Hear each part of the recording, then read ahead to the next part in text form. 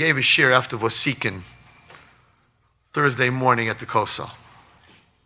And I was sitting there with a bunch of boys, 6:20 in the morning, and we're facing the Kosel Maravi, and I spoke about self-esteem.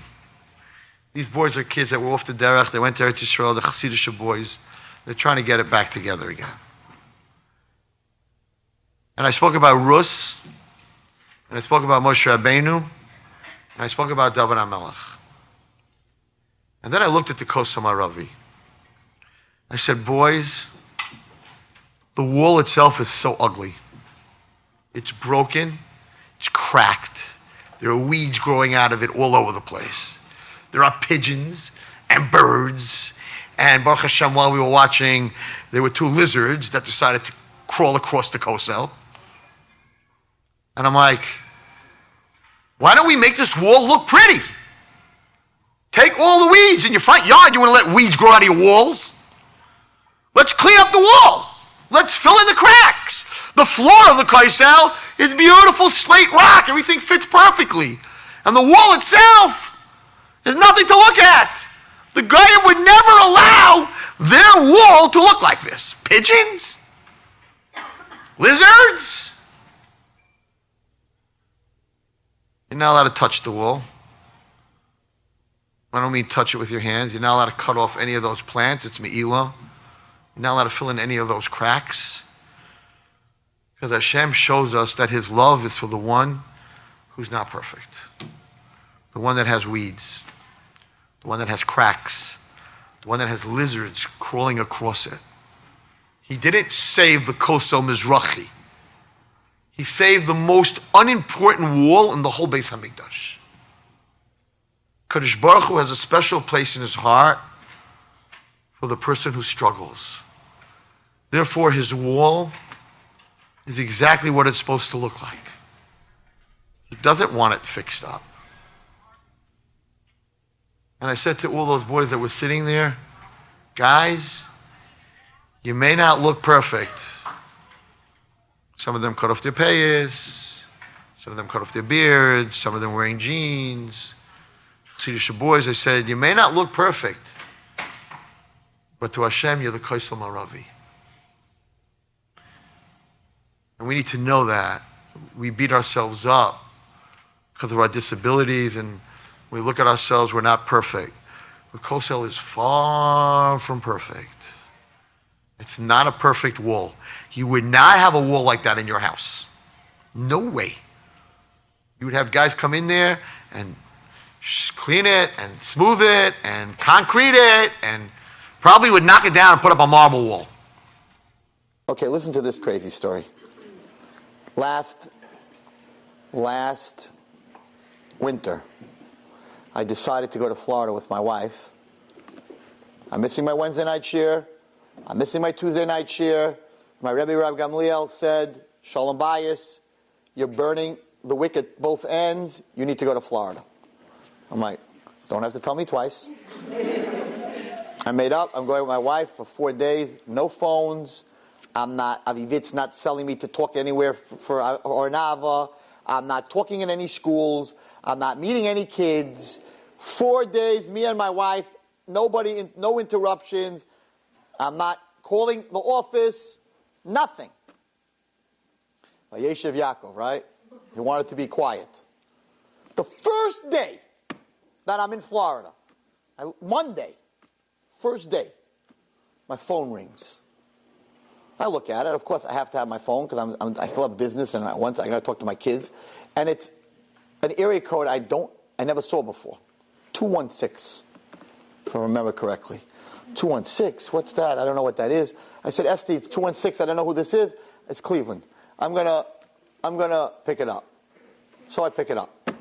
Hi, Rabbi Wallerstein. I'm like, oh God. She said, Rabbi Wallerstein, that means it has something to do with kids. And I said I wasn't doing this in Florida. But I picked it up already. Hi, Rabbi Wallerstein, I need your help.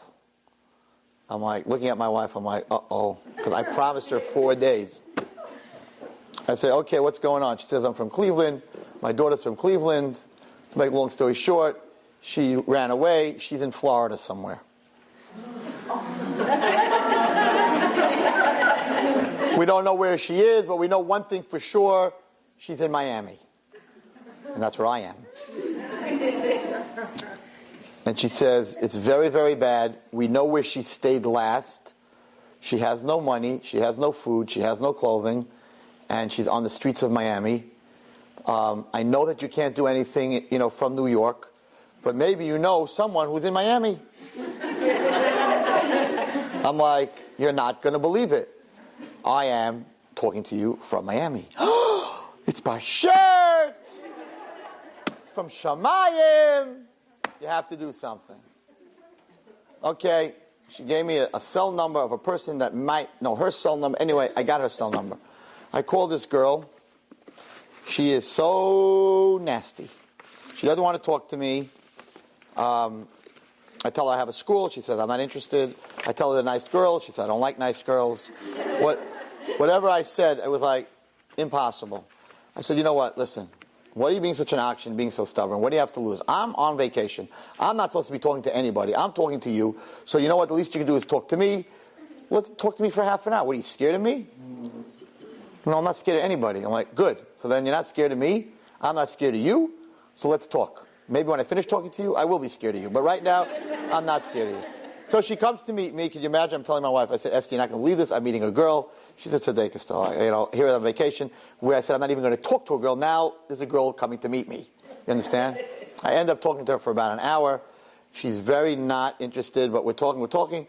I talked her into that if we get her a plane ticket, would she come and look at the school?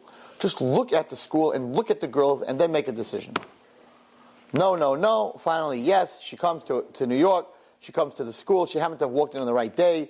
They had karate and kickboxing and guitar and art and all the things. She's a very brilliant girl, and she's an unbelievable artist and a crazy singer. Not that I ever heard her voice, but everyone tells me she's a crazy singer. And that was the stuff that was going on there, and she really liked what she saw. So, back and forth, to make a long story short, she gave in and decided to come to school this September. And she came to school. She don't talk to nobody. She doesn't talk to a teacher, a principal, me, any kids in the school. She is ice.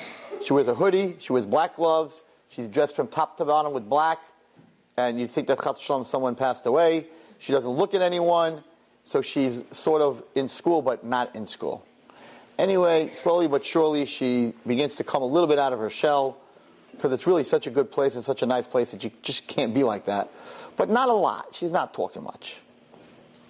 I gave a whole schmooze about Hashem to my high school. I saw that it wasn't working. They were not connecting. I said, you know what?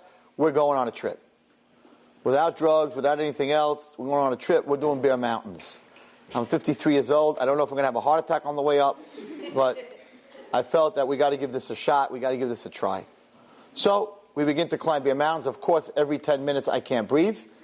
They're in good shape. These kids, I can't breathe, but they don't realize it unless they're watching this tape. I have this old trick that I've been doing the last 5 years since I can't breathe going up the mountain. I stop every 20 minutes, and I make believe that I'm a Boy Scout, and I'm like, oh, poison ivy. Come here, everybody. And I stop, and I show them the leaves and how shiny it is, and they're like amazed. Rabbi Wallerstein, he's like everything. He knows everything. It's like amazing. And then another 20 feet, I go up, and I'm like, oh, look at these tracks. Deer tracks, snake tracks. I make up all these stories, and they work. It's amazing.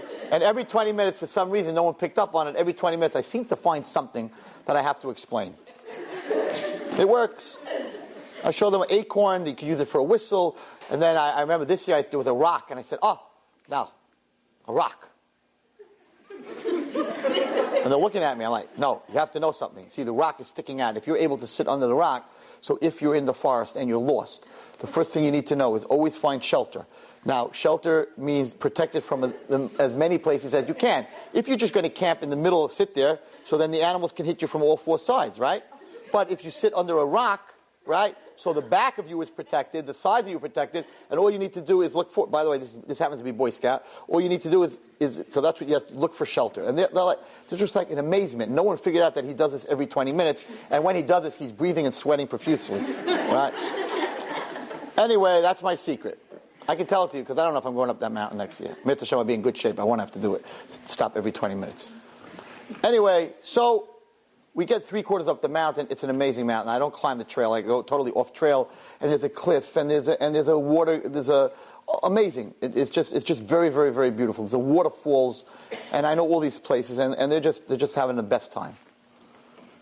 We're about 3/4 up the mountain, and when you turn around, you look down, you see 500 miles of woods, of mountains, of the Hudson River. It's gorgeous. And we climbed just as all the leaves were changing colors. So it was like not normal. This girl that came from Miami happened to have been climbing the mountain right next to me the whole way up. Smart. You know what I mean? If a bear shows up, run.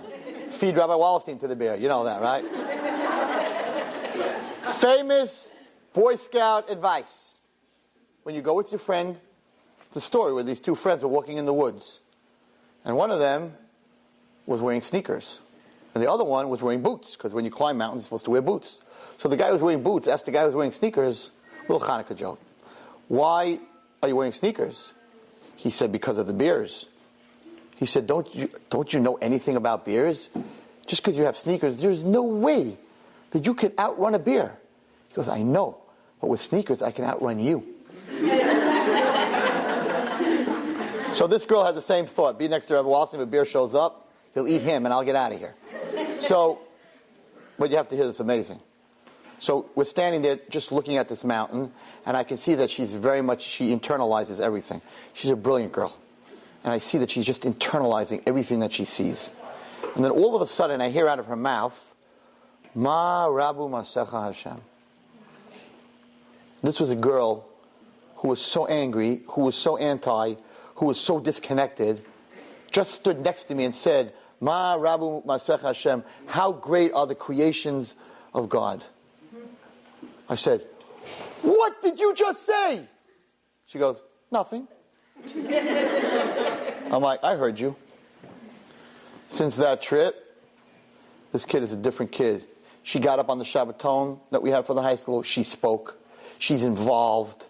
She's the head of choir. A girl didn't talk to anyone. She's flying. Now, what was the percentage that the day that this woman called me, her kid was in Florida for months, that the day that she called me about her daughter, I was in Miami.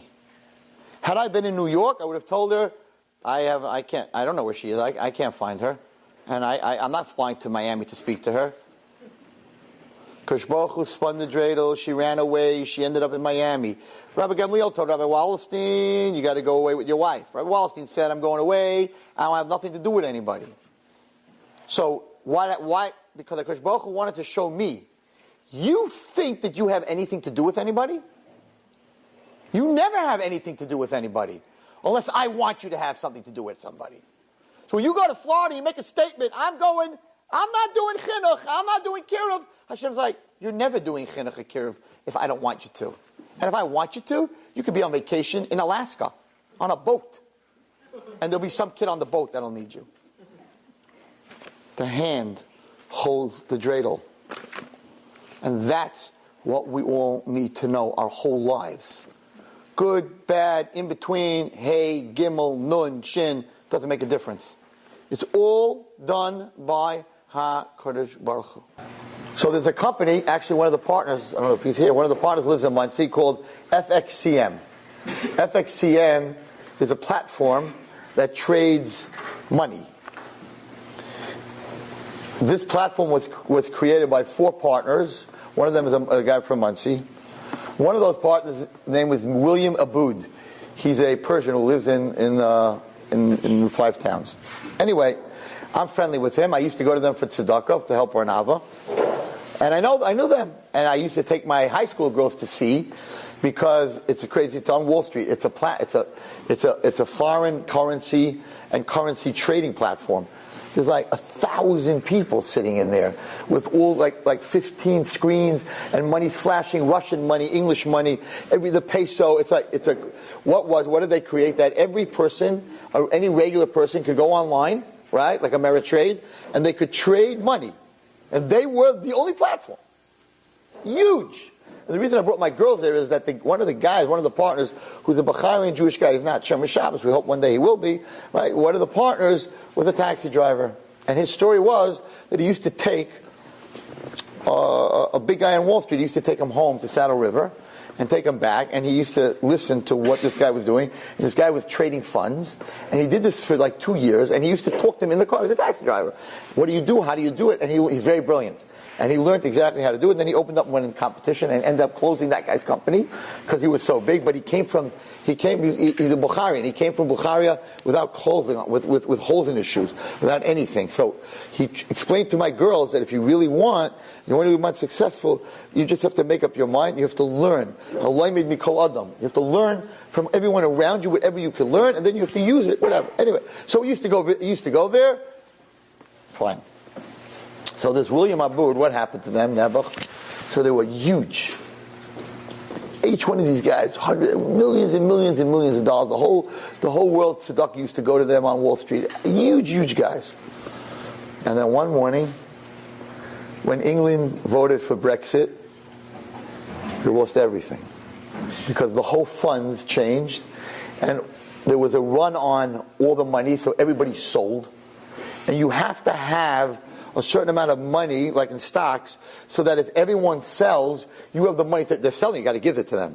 You got to pay them. But there was such a run on the banks, right? Because everybody wanted out because they didn't know what's going to be with the English money and They had no money to back it up. The whole thing collapsed. They're lucky that they didn't go to jail because there wasn't enough money, and finished. All they had and built was gone in a moment. A Monday morning at opening. Everyone, the whole world sold. All the machines were red. They couldn't cover themselves. They lost everything. They're closed. They don't exist. They're not allowed to trade. They're not allowed to open. Done. This William Aboud, who I got friendly with, was about tshuva. Came from nothing. The Persian came to America without any money, without any Yiddishkeit. It's a stock of from learning. Kids are in yeshiva, like a guy is really about tshuva. And he came to my house to talk to me about one of his kids.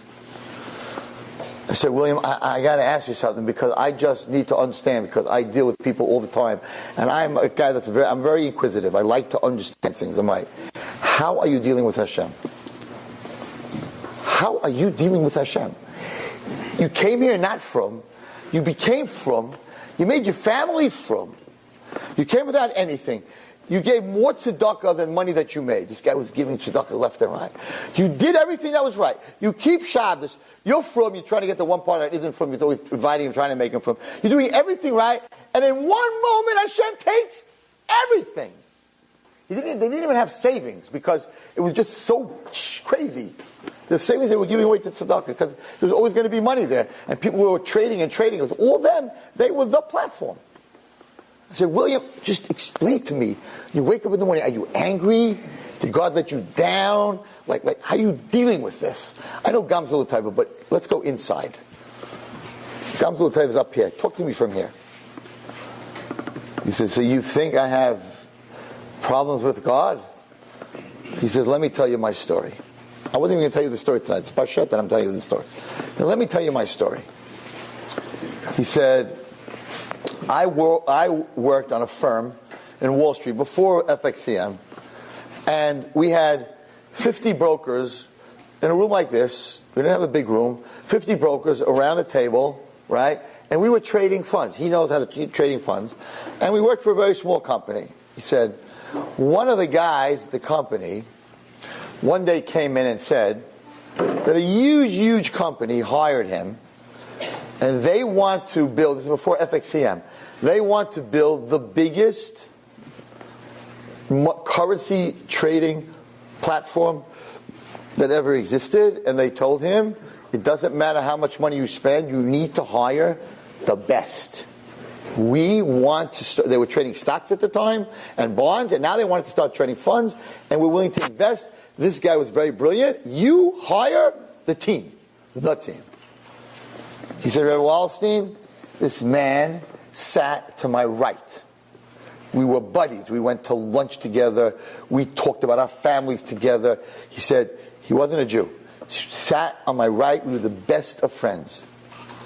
I knew that he's definitely going to hire me. We were best of friends, and I was good at what I did.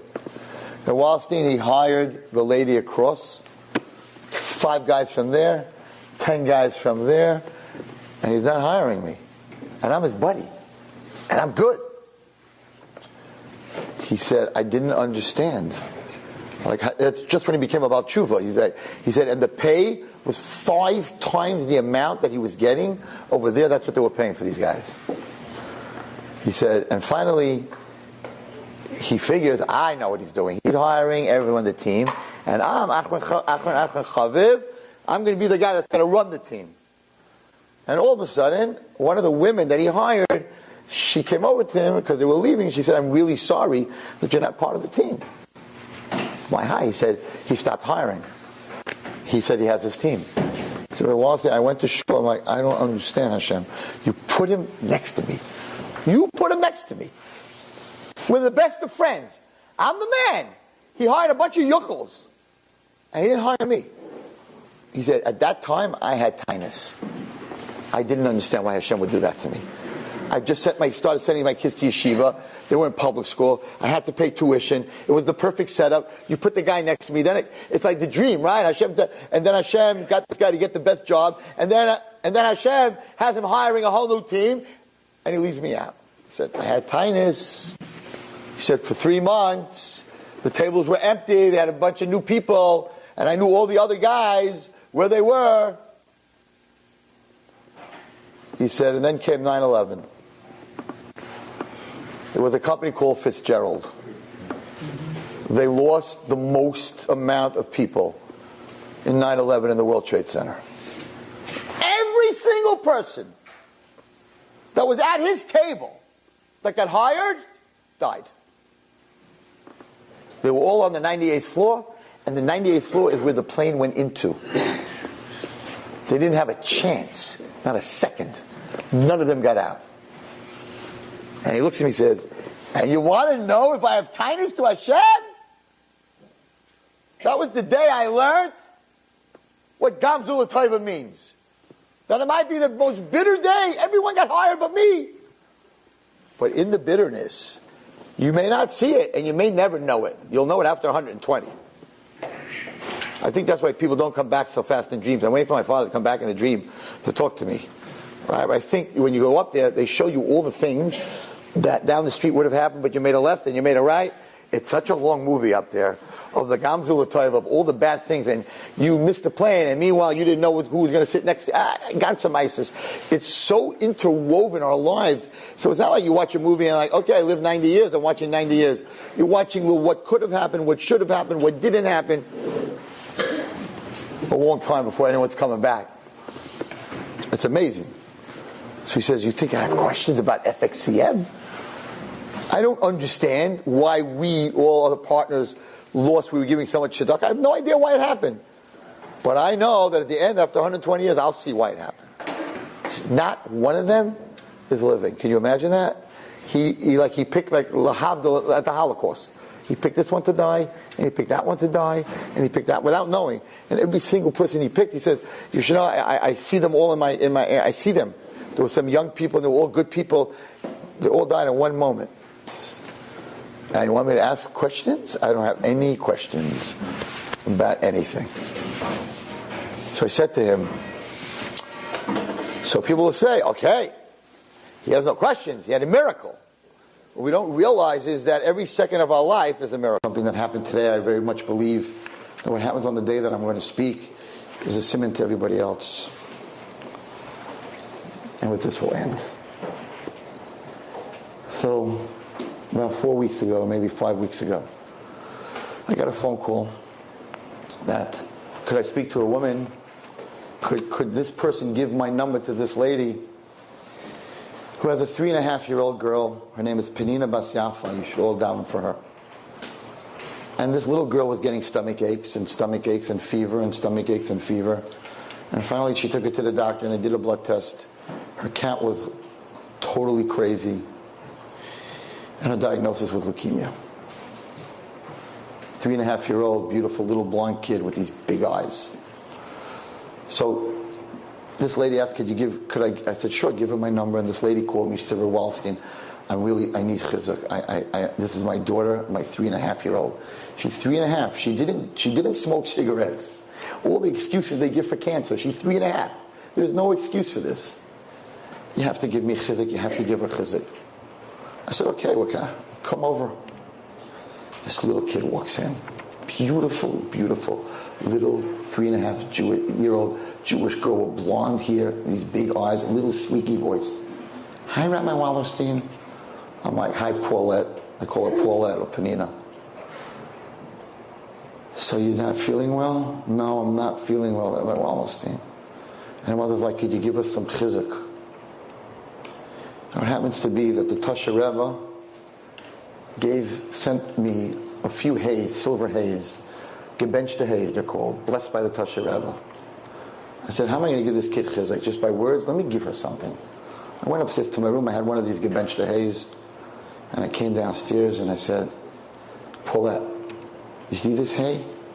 I want you to put this on your necklace, and for the rest of your life, I don't want you to ever take it off. And she said, what's the hay for? And I said, Hashem. So she put it on. And I want to tell you about the phone call I got today. So she took a whole series of chemo, and her mother called me up today. She said, Rabbi Wallerstein, I have to tell you what happened. They put a port in her shoulder. It's an operation, so they could put the chemo through the port. So they had to put her under. So this little squeaky kid was always very sweet. So the nurse said, listen, we have to take everything off. We have to take your necklace off. She said, my daughter began to scream. They never heard her scream. She's screaming, you can't take my necklace off. So like, why can't we take your necklace off?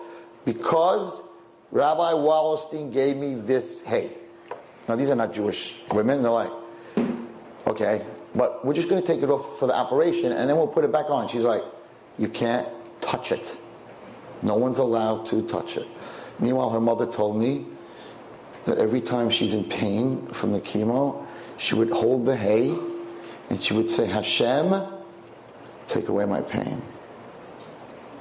Mikam Yisrael, 3.5-year-old girl. She said every time she was in pain, Hashem, take away my pain. We need to feel the same way, everyone here. She could always hold on to Hashem and say, Hashem, take away my pain.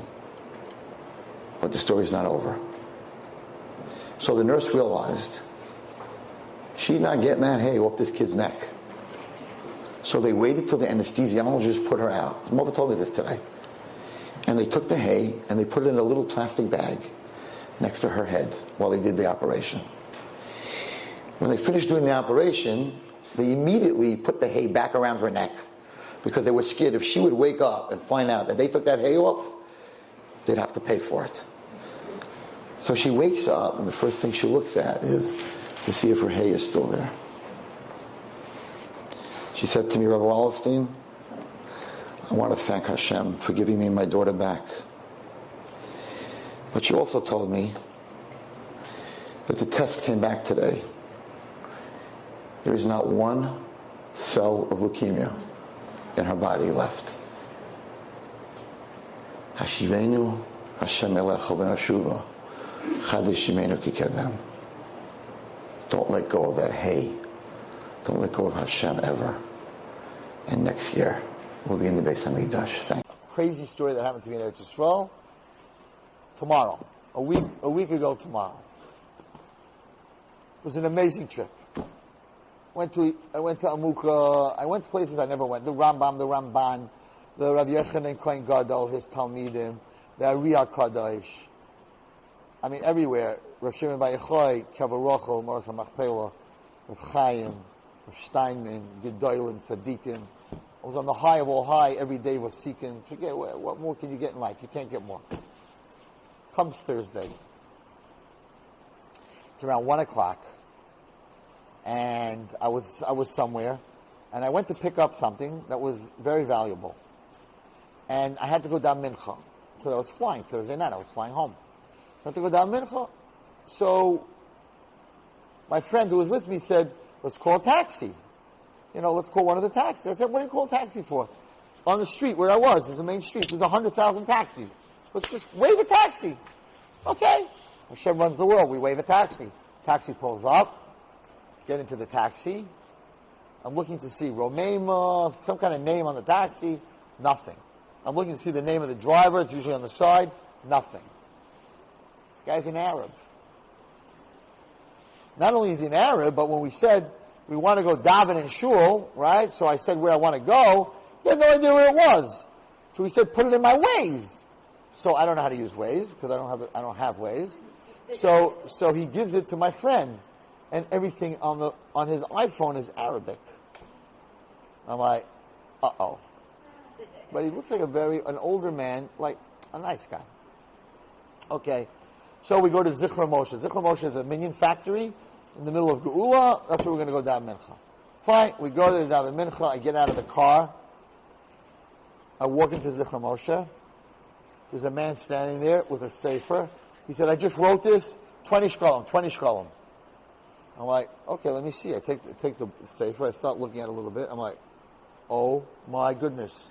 I left the bag in the front seat. I'm talking a lot of money. It's not money, but it's items that are worth a lot of money. I'm like, oh my gosh.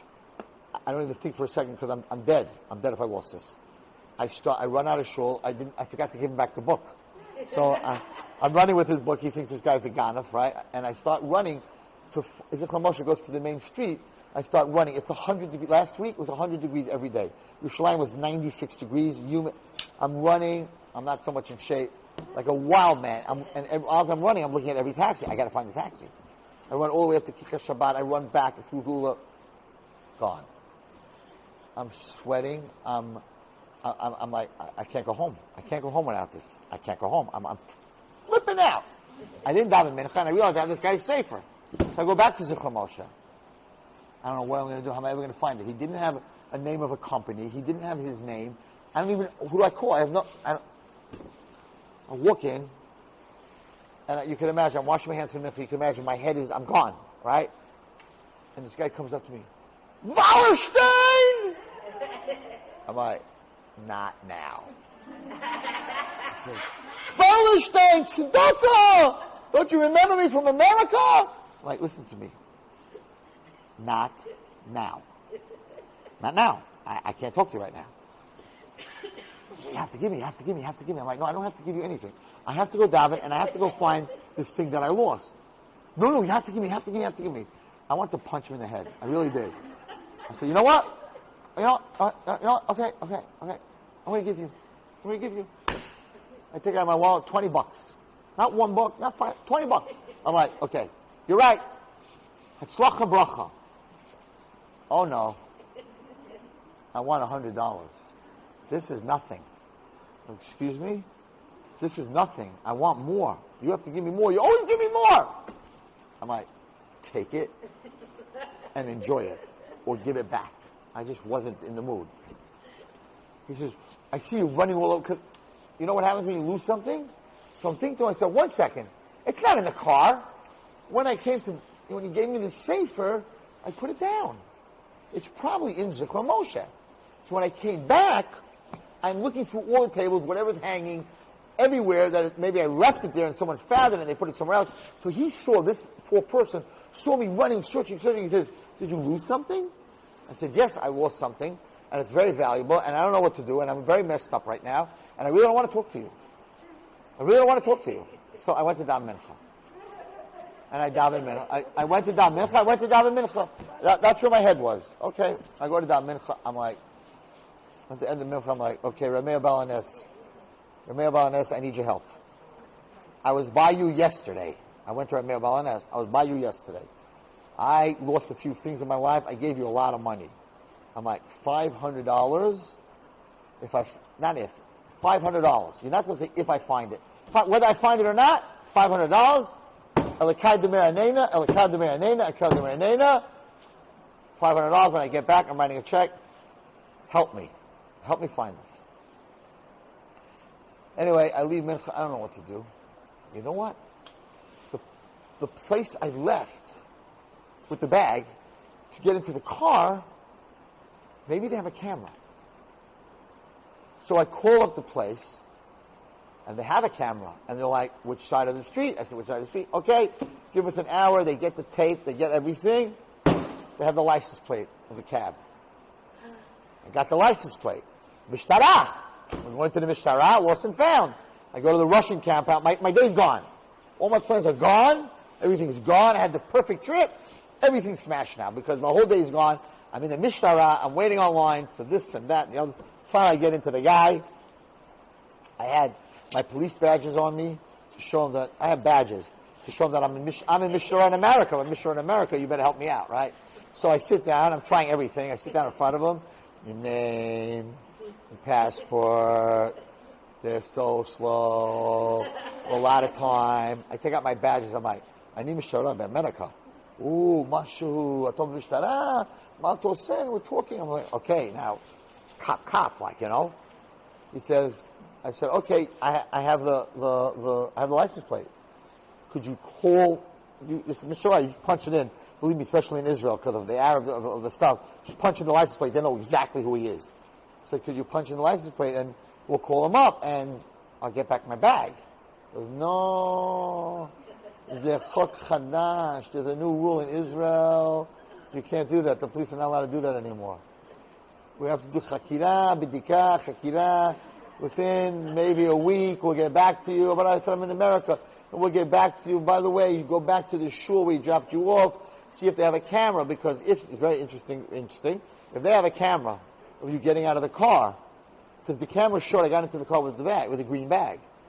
And if they have a camera that you got out of the car and you don't have the green bag, then they could tell the Arab, we know he left the bag in your car. He came in with one, he didn't get out with one. So go back. Extremely valuable. No. Not only that, he will throw it in the garbage the minute he sees it. And he's an Arab. Okay? So I run back to the shul. I'm like, you have cameras? You have any cameras anywhere? We don't believe in cameras. HaKadosh Baruch Hu, the Shmira of the shul, the Kedusha of the shul, they have no cameras. They don't need it, there's no cameras. I'm like, he says, no, it's a Mesorah. Our shul doesn't need cameras, we are protected. No, really, it's a very Kaddish shul. Okay, so I'm messed up over here. I'm totally messed up. You have to hear the story. This is the most amazing story. So that's it. I don't know what to do.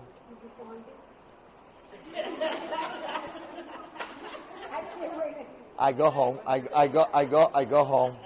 I'm packing for the plane, and the bell rings. We're 4 guys on this trip. The bell rings. I'm like, I am beyond myself.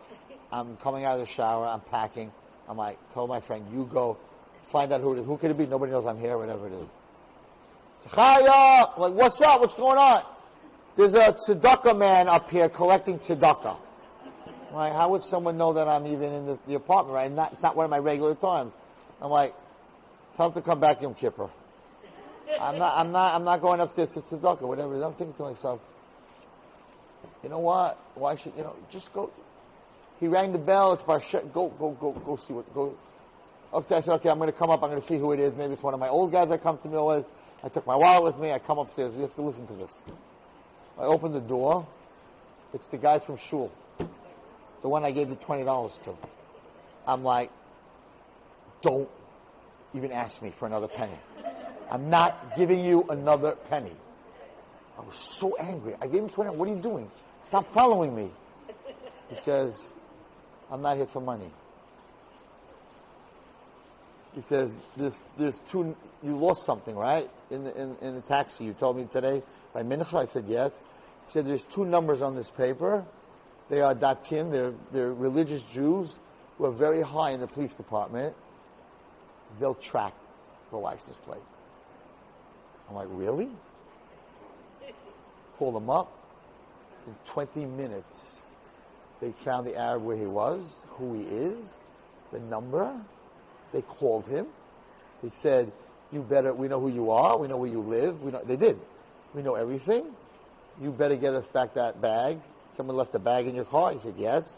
I didn't know what to do with it. He said, you better get the bag. And to make a long story short, my plane was leaving at 11. He said, I'll have the bag back at the house that I took it from at 11 o'clock. I was already on the plane. But my friend, who was delayed to the next day, he was there. The bag's in my house. Why am I telling you this story? I was sure that the tzedakah guy was there for money. I was cheshik b'ksherim totally.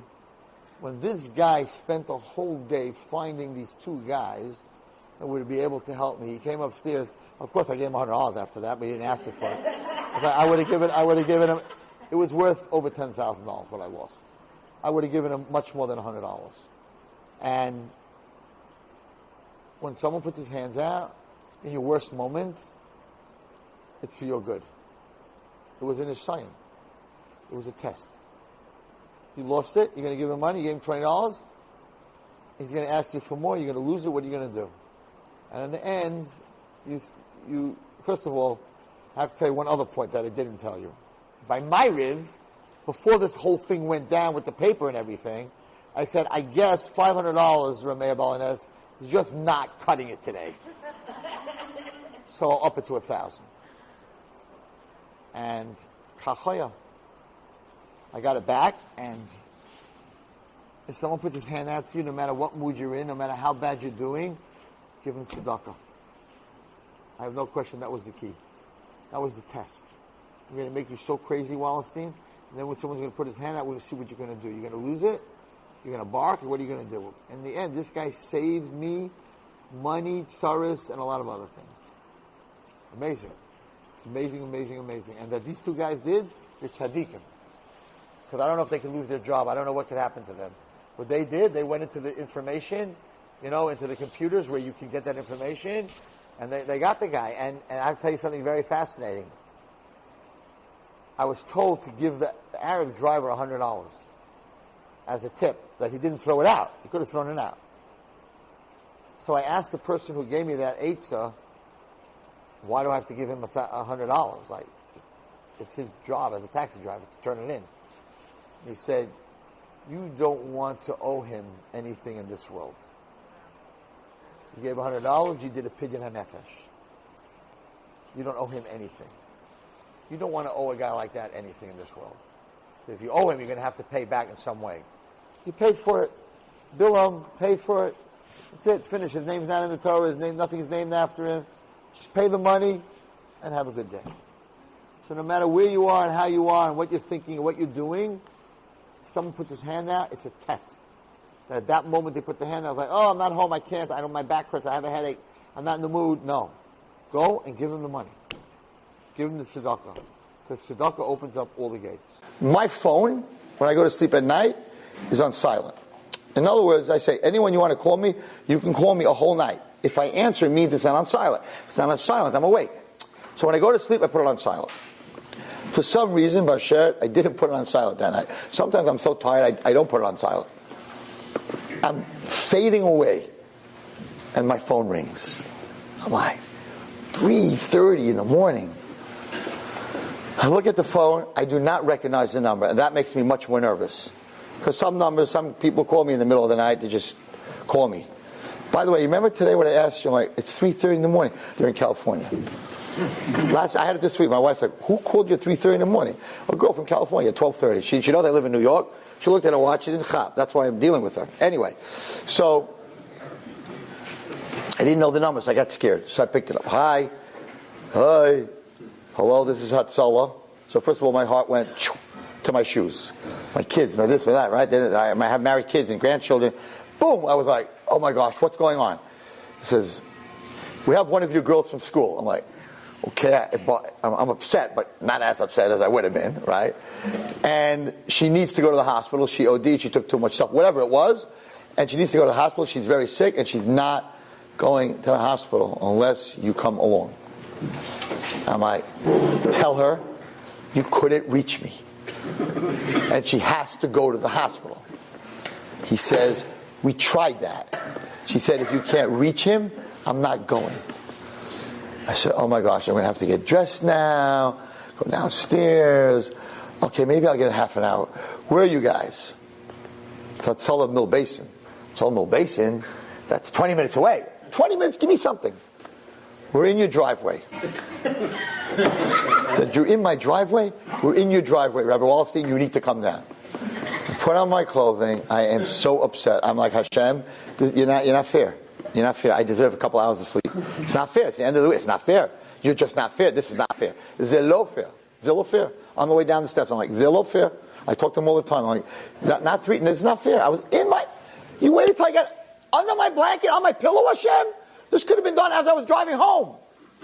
I get it. It's the true story. I get into the ambulance. She is barfing her. She is throwing up like crazy. She is. She took too much or whatever. She's throwing up, and they're siphoning stuff, whatever. And I'm sitting on that bench. You know, she's in the gurney, and I'm sitting on the bench. It's freezing. I'm cold. I don't even know what world I'm in. And we start driving to the hospital. I can't even talk to her because she's barfing. And all of a sudden, I'm sitting there, and I'm thinking to myself, and this is what I told ZT'L. On Rosh Hashanah, every moment of your life for the year is written down. On Rosh Hashanah, it was written that Zecharia Wallerstein will be in an ambulance at 3:35 Thursday night. That's going to happen, and that's going to happen, and you cannot change it. Tzedakah, what does it do? It's mavirin. It doesn't break the gzera. What's that word you say on Rosh Hashanah? It's not a taikef. Why doesn't it say it erases the gzera? It doesn't say it erases the gzera. It says, right? Tshuva, tefillah, tzedakah, mavirin. What does that mean, mavirin? Hashem didn't take it away. He moved it. What does it mean he moved it? It was written, I'm going to be in an ambulance. How I'm going to be in that ambulance Thursday night depends on what I do in my life. If I'm doing the right thing, I help people. So you'll be doing a mitzvah, a girl never scared to be alone. Wallerstein, you got up in the middle of the night, you're doing the biggest mitzvah.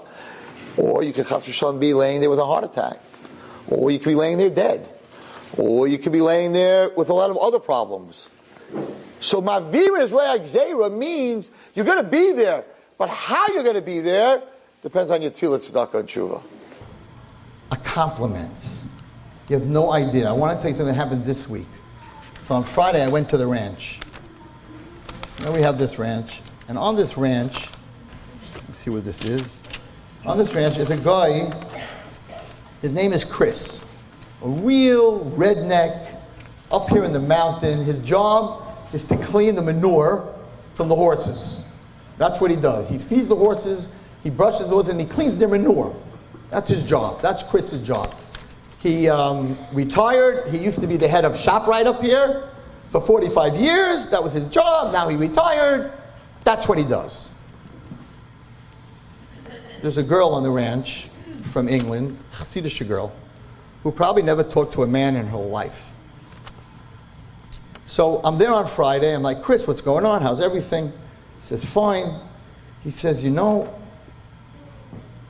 Jenny, that's what he called her, before she went back to England last month, you know, she wrote me a letter. I said, really? She wrote you a letter? He goes, and you can see the guy, Mamash, was crying. Our guy was crying. He was all lit up. He says, Rabbi, you want to see the letter? I'm like, I thought he'd have it on his phone. I said, sure. He goes into his pickup truck, and he has 100 copies of this letter. Not one, 100 copies. He made copies, wants to show the whole world. He wants to show all his friends. I want to read you this letter that this girl who wasn't well, who came to the ranch, wrote to Stam, a guy who cleans the manure, not your mother, not your father, the one who cleans the manure of the horses. To Chris, as I leave, I wanted to take this opportunity to thank you for all you do at the ranch. Thank you for the things I know about and the things I don't know about that you do. I really enjoyed your company whilst tending to Lacey, that's the name of the horse. Thank you so much for cleaning all the stalls and caring for the horses, especially those treats that they give the horses. Really, you did it with a smile, not just doing my job. I learned a lot of positivity, perseverance, and commitment from you, really. May God give you continued strength and help so many others, horses, ducks, and humans. And may you have lots and lots of joy. Love, Jenny. This is the most precious thing that this man has ever gotten in his life. He has 100 copies in his truck. This is what makes the difference. When you see somebody, the why, to make them feel good, to be adam l'chaveiro. Your parents, your grandparents, your friends, what's going on. If they don't want to tell you, They don't have to tell you, but just because you ask, it makes a difference. I love this story. So there's a little boy, it's a true story. There's a little boy in yeshiva, and he's talking to himself. During recess, the kid is talking to himself. Sometimes in class, between subjects, he's talking to himself, mumbling under his breath. Finally, the yeshiva says, we need to send him to a therapist. He's talking to himself. So they call the parents down. The parents come down, and they're like, listen, your child needs help. We have to send him to some therapist. And they're like, what's wrong? What is he doing? He talks to himself. He mumbles. And they said, you know what? That's so interesting. He does it at home with his brothers and sisters. We see it also. We didn't know that he does it in yeshiva. We're going to take him to a therapist. So they take this little boy, I don't know how old he was, maybe 12 years old, 11 years old, and they take him to this big therapist. And he sits down in front of the therapist, and the therapist is going to try to figure out, who are you talking to? So she asked the little boy, I hear that every once in a while you mumble or you talk to yourself. Maybe you want to share with me, who are you talking to? He goes, no, it's a secret. She's like, yeah, I figured that would be the answer. Maybe you should just share your secret with me. I won't tell anyone, I promise. He says, okay, I'll just tell you. And listen to this crazy story. He said that his Rabbi, a few months ago, got up and told a story, a beautiful story, from Rav Chaim Kanievsky. That there was a couple that came to Rav Chaim who didn't have children for 15 years. And they came to Rav Chaim. Rav Chaim asked the lady, what did the doctor say? The doctor said she cannot have children. She doesn't have what it takes to have children. She cannot have children. So Rav Chaim said, listen, I can give you a bracha. The husband said, no, I don't want a bracha. I want to have tacha. I want you to promise me that we're going to have children. He said, I can't give you such a promise. It's innate. A miracle is needed here, according to the doctors. And ein seim chal hanes. I can give you a bracha, but I can't give you a haftacha. But if you want a haftacha, which means a promise, find someone who was embarrassed in public and didn't answer back. Just took the embarrassment and didn't say a word. If they give you a bracha, it's a haftacha. So he came back to his wife, and he told his wife, and she said, you didn't get a haftacha from Rav Chaim. You failed us. At the end of the day, you didn't get it. Oh, some woman, some person, stories. She goes to a wedding in Bnei Brak. It's a true story. She goes to a wedding in Bnei Brak, and the husband and wife of the mother, the father and mother of the girl were divorced, and it was a very bad divorce. And the mother was not invited to her own daughter's wedding, but she decided she's going to go anyway. So she walks into the wedding hall because she wants to dance with her daughter, and her ex-mother-in-law is standing there. And she starts to scream at her in front of everybody. How dare you come to my granddaughter's wedding? You destroyed this family. What you did to my son, I don't forgive you. Get out of here. You're not dancing with my granddaughter. And Mamash threw her out in front of the whole Bnei Brak, in front of all the people that were at the wedding. This poor lady. And she Mamash crying and running out of the wedding hall. And this woman, Mamash, the ex-mother-in-law, ripped her in front of everyone. And this lady who has no children is standing there. And also she's like, oh my gosh, she was just embarrassed in public. She didn't answer. She turned around and ran out. She starts running after her. This lady who's running thinks someone from the party is running after her. She's running even faster. Finally, she catches up. She says, what do you want from me? She says, listen, you were just embarrassed. It was not normal how you were just embarrassed. And you didn't say one word. I'm childless. I don't have children for 15 years. Rav Chaim said that if you give me a bracha, a promise, your promise will come true. She goes, what? Me? I'm a nobody. I couldn't even come to my own daughter's wedding. Just give me the bracha. She says, okay. What's your name? Danah. What's your husband's name? Danah. Okay, next year at this time, bris. Okay, you happy? Bye. She gets pregnant. She gives birth to a boy. Rav Chaim Kanievsky is the Sandik. And he says over the story of the power of someone that gets embarrassed and doesn't answer can do miracles, where the normal, natural way won't work, but can do miracles. And that's what the Rebbe told the class. This little boy, when the Rebbe would say the names of the 10 names that they used to say Shir Amalos for, that were sick, right? So he would say 10 names. The kids would all say, because kids' tefillah is very big, the kids would say the tefillah, and then the Rebbe would say the 10 names. This little boy memorized the 10 sick people. And every time another kid in the class during recess would embarrass him, he would say the 10 names underneath his breath. Because he was being embarrassed and he wasn't answering. So he would say all 10 names of the people that were sick, and he would say, Hashem, just like you did it for that lady, you have to do it for me. I didn't answer back. And that's what he was mumbling, everybody. And when he was at home and his sisters and brothers were making fun of him, that's what he was mumbling. Chaim ben Masha, Yehuda ben Liba. He was saying all the names of the people that were sick. At first look, you have a kid that's a maniac. What are you mumbling and talking to yourself? There's something wrong with you. You need a therapist. At second look, you're looking at a tzaddik, an 11-year-old boy that's such a tzaddik that he's mumbling and he's not answering back somebody, the people who need his name. If you do the second look, you will see a new world where there's life, there's potential, and there's hope.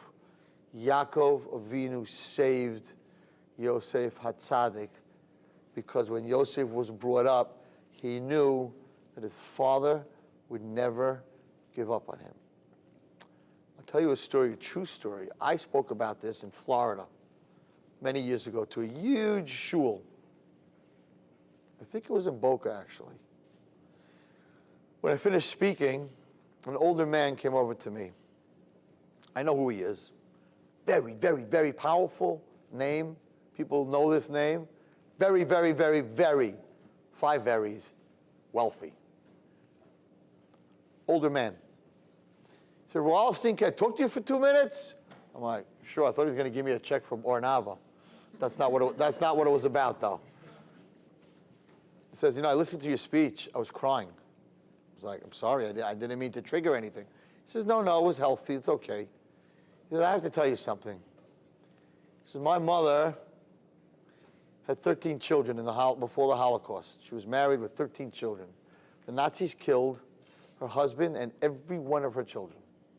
She lost everything. 13 children, you know what that is? They murdered all her kids. She came to America. She married my father, this guy's telling me. And she had me.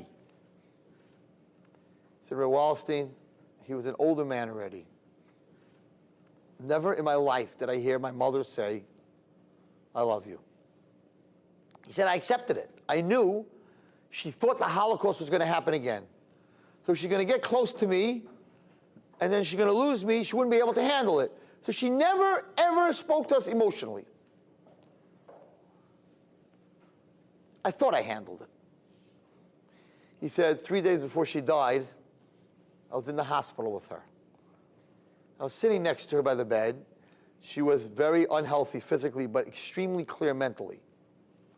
And she said, Yankala, I'm changing the name so you don't know who he is, but she said, Yankala, there's something I never told you that I need to tell you.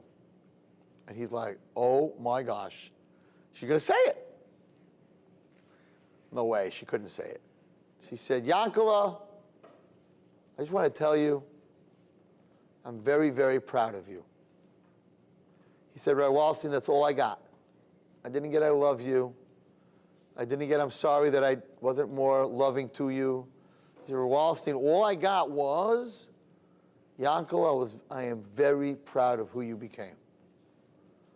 He said, Ray Wallerstein, I had a day in my life where I flipped in a business deal a bunch of buildings. I made close to $100 million that day. I'm like, Arnava? No, I didn't say that. Like, where's the Meister? And I didn't say that. But I was thinking that while we're talking. He said, you don't understand the power. I sat by this deal. Everybody looked up to me. The power, the money. I thought it was the most important day of my life. He said, Rabbi, it was nothing compared to the day my mother told me, I'm proud of you. You don't know how right you are. Don't stop talking about it. That's what he told me. Don't ever stop talking about it. Parents, grandparents do not understand what it means, how important it is to a child to hear, I love you. I refuse. Ever. You need to know, in your darkest corner, in your darkest moment, my son and my daughter, no matter how far away you are and how deep you're in it, you have a mother and a father, or a father, that will never, ever give up. And I am telling you that if a child knows that, in their darkest corner, they will come out. They'll make it. I go to Bear Mountains once a year with my 8th grade boys. This happened a long time ago. And I didn't really want to go to climb the mountain. I wasn't so young. But the boys really, really wanted to go. And it's a graduation trip for them. We go on the mountain, and I teach them, because I know all about, you know, what you can eat, what you can't eat, how to hide from thunderstorms. And I give them this whole Boy Scout that I was taught when I was younger. Give them this whole lesson, and it's really great. I didn't really want to go. But I know that it means a big difference to them. And some of them find Hashem, they don't find Hashem in the classroom, but they find God on a mountain. So we go, and we come to the road. There's a road to get up to this mountain, and the sign says it's closed. No cars. Can't bring any cars up there. There's no way to get a car up there. Now, we climb up the mountain, but we don't climb down the mountain, because down the mountain, if you go down the mountain, you end up breaking your legs, because you have to slide down. It's real rocks. It's very, very hard. But I had to get a van up there, because we don't climb down the mountain. We're going to climb up the mountain, but the road's closed. I can't get the van if the road's closed. Now, what do I do? So I came up with this story. I went to a pharmacy they have there, and I bought a bottle of Benadryl. And I told the guy that came with me that's driving, I said, this is what you do. It takes us about 3 hours to get up there. So in 3 hours, tell the forest ranger on the bottom that one of the kids is having an allergic reaction to something, and you got to bring the Benadryl to the top of the mountain. They'll open the gate, and you'll come up, we'll all pile in, we'll come down. Brilliant. Right? Brilliant. Okay, so really it's a little bit of a lie. Rabbi Wallerstein shouldn't be lying, but I thought it was pretty brilliant. So we go to the top of the mountain, and I'm waiting, and I'm waiting, and I'm waiting. Not happening. I call him up. It's very bad. You have to find the spot. I call him up. I'm like, what's going on? He said, I told the ranger, and the ranger said, no problem. I'll bring it up. I'm like, she didn't let you in? He says, no. She's on her way up with the Benadryl. So, you know, they have those green trucks, whatever it is. So my whole trick didn't work. So she comes up, and she goes, oh, your rabbi, I brought you up your Benadryl. I'm like, oh, thank you. This kid's having a reaction, whatever it is. But Lamaisa, it didn't work. So we had to climb back down the mountain, which was very dangerous. It took us a very, very long time. It was a great idea. It should have worked. Okay, it's a true story. It's a true story. Fine. So we go up to our hotel up in the Catskills. We stay overnight. The next day, I know my mountains very well. So there's a fishing spot in one of these roads that's a running brook, a running brook, and there's a big hole with very deep water there, and you can go swimming there. So I figured, you know what? Let me take my whole class swimming. It's very exciting. There's a current, and I know the place. It's fine. Okay. No. They all get into the water. It's ice cold. It's April. It's ice coming. It's ice cold, and my whole class had their bathing suits because we went swimming in the hotel, and they jump into this big ice water, mamish ice water. Okay, I'm not going in. I'm not crazy, right? I'm watching them. I'm laughing. They're having a great time because you can jump off the rock. Everybody's having a great time. All of a sudden, this kid comes out of the water, and he says, Rabbi, I can't see. I'm like, what? He goes, Rabbi, I can't see. I'm like, get into the van right now. What do you mean you can't see? And he starts shaking his head. He's like, I can't see, I can't see. He starts screaming, I can't see.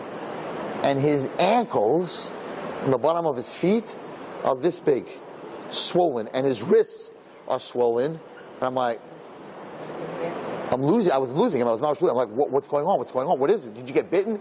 Whatever. And he goes, no, I can't see. Rabbi, help me. I can't see. I can't see. And I'm like, do you know what happened to you? He goes, I'm allergic to cold water. Really? There's such an allergy. I never knew there's such a thing. I'm like, I never knew there was an allergy. And I'm like, I'm not going to make it to the hospital. I'm in the woods. And I'm like, I'm standing in the front of the van, and there's a bottle of Benadryl. And I'm like, oh my gosh. I opened the bottle. I poured it into a cup. I must have given him 10 doses, right? Slowly, I'm like, everyone get dressed. Everybody get into the van. We're going to the hospital. Because I didn't know what was going on. Everyone gets into the van, whatever it is, and I keep giving him. I didn't kill him, but I gave him a lot of Benadryl. By the time I got to the hospital, his swelling was gone. His vision was perfect. I called up his mother. That was the end of our trip. I called up his mother. His mother said, yes, I don't know why he didn't tell you. He's allergic to cold water. Even cold weather, when it's snowing and he's outside, it's very cold, he breaks out like this. I said, and what do you do for him? She goes, I give him Benadryl. So, I say with I took them on this trip because it was something I felt that would help them get closer to HaKadosh Baruch Hu. So Hashem put in my head to buy Benadryl. That whole road was closed. That I should come up with this crazy story. She didn't let us go up anyway. Hashem had to get that Benadryl into the van. Hashem had to get that Benadryl into the van. Now, Baruch Hashem, he just got married this year. This boy. His name is Kfir David. If anyone wants to know if the story is true, his name is Kfir David. And Kfir David, you can look, he's on my phone. And Kfir David just got married 2 months ago. Baruch Hashem. Had I not had that Benadryl in the car, I do not think he would have lived. It was I don't know what you call it, anaphylactic reaction. I didn't have the EpiPen. He would have been gone. So you do the right thing. You do the right thing. And HaKadosh Baruch Hu does the right thing for you. I had a boy. I'm a Rebbe 40 years. I taught in Yeshiva. I started teaching Yeshiva Crown Heights in 1978. So I was teaching kids that were not kids that were from families, but not from Israeli families, not religious. It was a Kiruv Yeshiva in Mill Basin, used to be in Crown Heights. Not Lubavitch, a regular Kiruv day school. I had a boy in my class. He had lost his mother and whatever. He lost his mother, and his father wasn't really involved. And he had an older sister that took care of him, 2 years older than him. And he was in my class, and his name was Rafi. That was his real name. And I sent him to yeshiva in Rochester. He got thrown out. I sent him to Chofetz Chaim. Got thrown out. Then I sent him. Finally, I got him into another yeshiva where he did pretty well, Rabbi Freilich in Queens. And he graduated, but he wasn't very happy with the whole yeshiva system. And I didn't see him after that. He graduated high school. I didn't see him. About 5, 6 years later, his sister got married. She invited me to the wedding. I came to the wedding. I hadn't seen him. I saw a Harley-Davidson motorcycle, beautiful Harley-Davidson motorcycle, sitting in front of the wedding hall. It was a little strange. I came walking in. Rafi was a big boy, very big boy. And there standing Rafi, leather jacket, Hell's Angels, part of a motorcycle gang, tattooed from head to toe, his wallet chained to it. I don't know if you ever see these guys, his wallet's chained, he's got more chains coming out of everywhere, got a couple of piercings, got all this metal on his jacket, whatever it is. A real biker. The real thing. Beard with rubber bands in it, ponytail with rubber bands in it. The whole look, his hair flying, big guy, comes over to me, goes, "Hey, Rabbi, what's up?" I'm like, "Hey, Rav, how you doing?" I'm thinking to myself, "Oh, I should have been in contact. I should have stayed in contact with him." But at that time, I taught half a day, and they had another class, whatever. He said, "I got to show you something." I'm like, probably he's carrying a gun. I don't know what he's going to pull out, right? He says, "I want to show you something." He takes off his jacket. This is a true story. He takes off his jacket. And his right hand, skull bones, the whole works, like the real stuff that I want, iron cross, like the real goyish, real biker. Like this guy was in it deep. He says, "Check out my left hand, Rebbe." no tattoos on it. I'm like, hi, like, what's going on here? He says, remember I was in your class and you bought tefillin for everybody and I had my grandfather's tefillin? I was thinking that when I was in the tattoo parlor and they were tattooing me up, I was thinking like it would really make my grandfather and Hashem pretty upset if I put my tefillin on tattoos. So I told him not to touch my left hand. I looked at his whole hand. There was nothing on his left hand. That was my story for the next couple of years. I came to class. I'm like, guys, you understand? He's laying on a tattoo table in a parlor. The Hell's Angels is in the room. All the guys, the gang, the whole thing. And they're all picking out tattoo this, tattoo that. His body's being tattooed from head to toe. And he's like, don't touch my left hand. And these are all going like, what? He's like, whatever. It's a Jewish thing. But you look silly. Your whole right hand's tattooed. Your left hand that. Don't touch my left hand. When he told me that, I was like, nice bike. That's what I told him. I had to give him a compliment. I wasn't going to say nice, not nice tattoo. Nice bike down there. Very nice, whatever. Didn't hear from him again. Didn't have any expectations. This past week, on Monday, at 1 o'clock in the afternoon, my phone rings. A call from Florida. Okay, call from Florida, I'm going to pick up. Maybe they want to invite me to speak. If it's from Minnesota, I don't pick up. But anyway, so I pick up.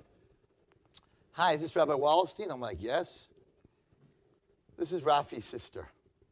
Now, I happen to have lost a couple of students this year, in car accidents, cancer, whatever. So I was like, anyone who calls me from those years, like something, they're sitting shiver, like something's happening. She goes, you remember him? I'm like, oh, I can't believe it, right? I never spoke to him again. I go, yeah, what's going on? She says, so my brother got married a year and a half ago. I'm like, wow, what is he, 38? Yeah, he's 38. I'm like, so why are you calling me? She goes, he just made a bris for his son. He just had a baby, and he made a bris today. I'm like, is his wife Jewish? She says, Jewish? So Babacha girl, she wears a shaitel till hair. Are you kidding me? Jewish? Are you kidding me? He's building the Jewish community in Plantation, Florida. He's like one of the main guys in Lubavitch. He's building it for them. I'm like, he's like, from? He's like, Shomer Shabbos? She goes, yeah. I'm like, wow.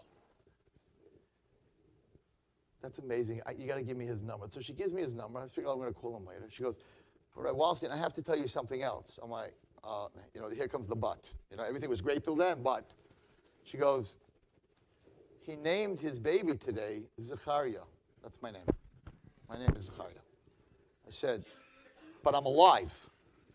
She goes, I know. But so we're telling everyone that he just likes the name. But he named him Zecharia because you never gave up on him.